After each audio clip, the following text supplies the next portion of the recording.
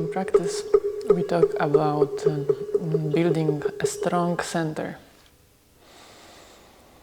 And strong center means, in Korean it's called danjon, where tan goes for energy or elixir, and jong is a field. Sometimes we say garden. So this is our garden of energy. And if we keep don't know mind, according to our teaching, all the phases of building this strong center are intuitive and they happen spontaneously by themselves, just through letting go of habitual thinking and rigid emotional patterns. When they are put down, when they are let go, the way of building the strong center appears by itself. But also there are certain phases our teacher mentions when it comes to accumulating the strength in the danjon, in the hara, in the center. And I would like to briefly talk about them, referring also to old Taoist concepts. Our poems, which we published in the Whole World is a Single Flower collection, sometimes stem from ancient Taoist secrets about cultivating various aspects of energy. They are sometimes about the falling energy of autumn, fall, and then about the solid energy of winter, and then about the raising energy of spring and fearful energy of summer. I would like to go through these phases the way they are explained by Zen Master Seung Sahn, but also to talk a bit about the nervous system. That maybe what Zen and Taoist alchemists would call internal arts of energy cultivation, maybe today we could call it biohacking. So the first phase of cultivation, the fall, is all about putting it all down. That would be the key word for this first phase. Put it down. Why down? So our teacher says that both our emotional processes and thinking processes, they kind of ride the wave of energy going up. This is the upward winding energy, the energy going up. And what we want to do in the beginning can be summarized in his phrase, Zen means totally relax. And I was looking for a definition of strong center in his teaching, and I think the most concise definition I found was when your mind naturally calms down and settle in your center, then your emotions and thinking, they become clear. So when the mind is calming down, the waves of the energy up are calming down. They are settling in the center, and then your emotions and thinking, they become clear. So this describes a situation in which the balance is achieved through a certain, let's say, gravitational pull. Everything that's happening in our wandering mind, in the holding mind, or even in the loose mind, all these processes are kind of pulled towards the point of attention, which we keep a couple of centimeters below our navel, and actually not on the surface of the skin, but in the inside cavity of the stomach area. This is where the cauldron in which we will cook the energy is gradually built through letting go, through relaxing. And Zen Master De Bong, he's teaching that emotion is an idea and raw sensations, pure sensations. And obviously, in the healing system of Zen, we don't work with thoughts per se. We don't work with the content of our minds. What we do is we work with the energy field in our body, something which is pre-verbal, which is before thinking, right? And when we find this energy up in the body through turning the attention, the light of awareness inwards, we already know that it's either stuck in the upper center, in the head area. The Sensei says this is a center of intellect, or in the chest, in the area of feelings, emotions, but also a center of great vow, great bodhisattva way, great love and great compassion. Or we find the energy stuck even in the belly area, because it can, in the solar plexus, it can also be inhibited.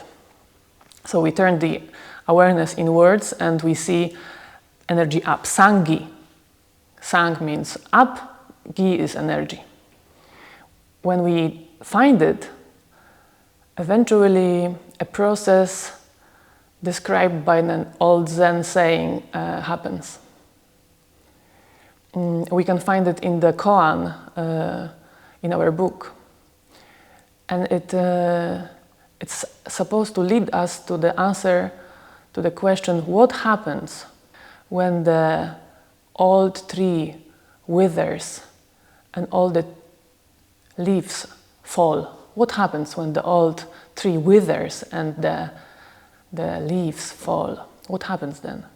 In this phase, we are activating certain parts of our nervous system. I like to think about wandering mind and holding mind and loose mind as if they were 3 gears in our biological car, so to say. So, when we say holding, it resembles the energy of our muscles tensing, of the skeletal system becoming too rigid, too tight, too upright. So we need to take a look at it and allow it to fall down. Allow all the leaves, to kind of wiggle a little, to become more relaxed, more elastic. We don't want our muscles to be too tight, because otherwise we support the energies of holding mind. But then we have wandering mind. And that's like a second gear in the nervous system. We could call it, which is called sympathetic nervous system, which means the arousal mechanism of our body. It activates all our organs. It allows the brain to function at its maximum. It's also an engine of the fight and flight reaction, the stress response. And when our mind is wandering, actually, it's probably activated in a way, this is the ancient way, let's say, to explain the overactivation of sympathetic nervous system when it's in a stress response. The mind wanders. The minds want to go somewhere, do something, fight with something, run away from something. That's fight and flight response. Wandering mind.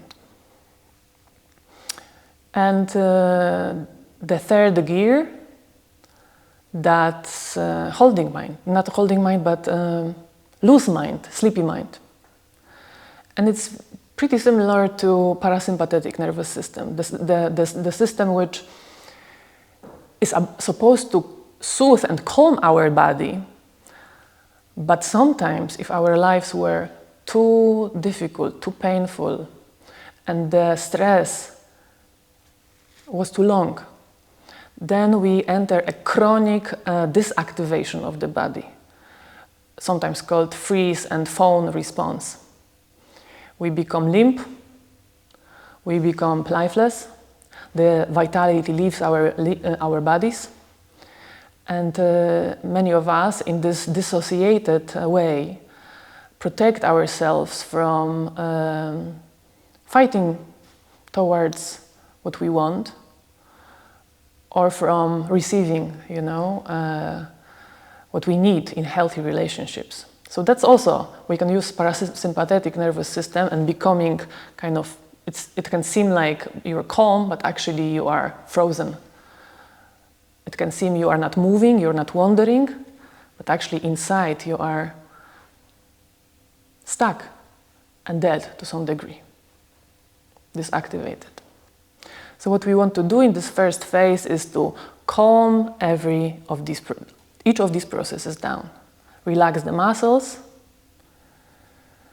in the muscular system, starting from the skin of your head through your jaws, arms, solar plexus, and so on. And then we can also help our internal muscles, the smooth muscles, to relax, because they are overactivated through the sympathetic nervous system. We can use the breathing to calm the heart, because this is the way we can access the voluntary. We can access this is a single voluntary way which we can access our internal organs, because normally, you cannot say to your nervous system, stop producing noradrenaline. What you can do is just down-regulate your breathing, and then it will down-regulate your heart. And this will also down-regulate the energy flow to your muscles. All these processes, they support each other. The blood pumping by the overactivated heart will leave the muscles and they will become more relaxed, and you will leave the fight and flight response. Plus, the natural breathing not only calms the body, but it also begins the process of feeling the lower center, feeling it with energy. And in the next phase, we will learn how.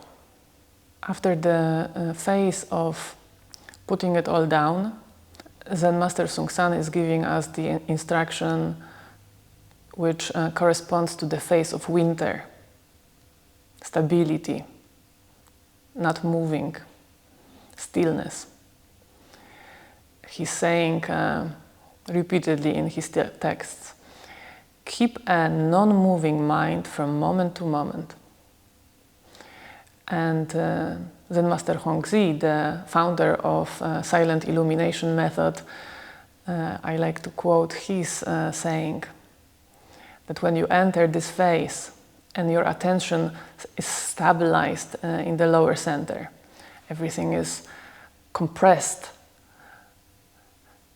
not moving anymore inside you, then a space appears, a certain space which he calls within the sphere of 10,000 acres, only white, cold, shimmering snow. So this is a phase of amazing clarity. Your mind is no longer moving, wandering. It's no longer tight, but it's stable. But it's not stable through holding something, it's stable through relaxation. The space of mind, this mind clear-like space, opens up, and what you experience is something like a build-up, but growing very slowly. A build-up of strength and stability, let's just say. This is the time of something which in neuropsychology we would call hyperfocus. And your executive attention is at its best. Your self-control and inhibiting all the impulses, all arousal, these processes are at its maximum. Actually, they function so well that there is not so much to calm down anymore. You are calm. There is no internal conflict, no internal flight. Actually, everything is very, very flat. Very flat and round. There is no fighting with yourself anymore. This is the phase of winter. So we already have spoken about two initial phases of building the strong center. One is put it all down, and Zen means totally relax.